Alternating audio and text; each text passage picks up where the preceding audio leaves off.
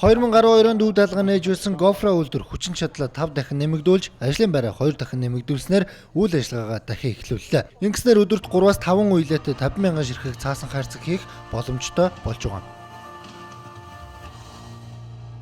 Нэг баахан шиг хүчин чадлагаар бид нар ажиллаж байсан.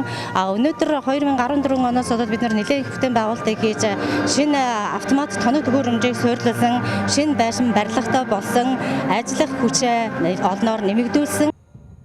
Өдөрт 50,000 орчим цаасан хайрцаг үйлдвэрлэнэ гэдэг нь улсын хайрцагны нийт хэрэглээний 40 орчим хувийг дангаараа хангах боломжтой гэж хэлж байна. За өдөр хүчин чадалтай үйлдвэр нэгдсээр үндэсний үйлдвэрлэгчдэд том боломжийг авчирна. Тодорхойлбол гадаадаас хайрцаг импортлоход нэг удаагийн таталтаар их хэмжээгээр авах шаардлагатай болдог. За их хэмжээгээр их мөнгө төгждөг гэсэн үг юм а. Тэгвэл GoPro үйлдвэрт хүссэн хэмжээ загвараар шаардлагатай тоош ирэхгээрээ захиалах боломжтой юм а. Үндэсний үйлдвэрлэлийн хамгийн гол анхаарах зүйл бол үндэсний аюулгүй байдал. Үндэсний аюулгүй байдал гэдэг бол технологийн маш нарийн шаардлага.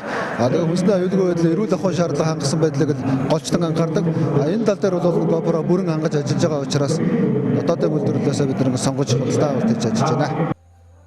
Үүний хувьд Европын орноос импортлохоос хямд үнэтэй, харин Хятадаас импортлохтой ижил өртгөөр үйлдвэрлэж байна. Гэхдээ Хятадд үйлдвэрлэсэн цаасан хайрцагнууд хаягдал цаас дахин боловсруулдаг нь хүнсний бүтээгдэхүүн савлахад тохиромжгүй байдаг.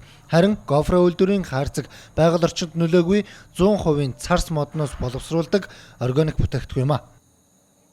Хүнсний бүтээгдэхүүний хагас бэлэн боловсруулсан бүтээгдэхүүнийг 100% шууд савлж болохоор тийм эрүүл ахуйн шаардлагыг хангасан тийм хайрцаг байна. Үндэсний үйлдвэрлэгчид нэгнээ дэмжсэн үйл ажиллагаа явуулж харилцан уялдаа холбоотой байх нь улсын эдийн засагт өндөр ач холбогдолтой гэдгийг эдийн засагчид онцолдог.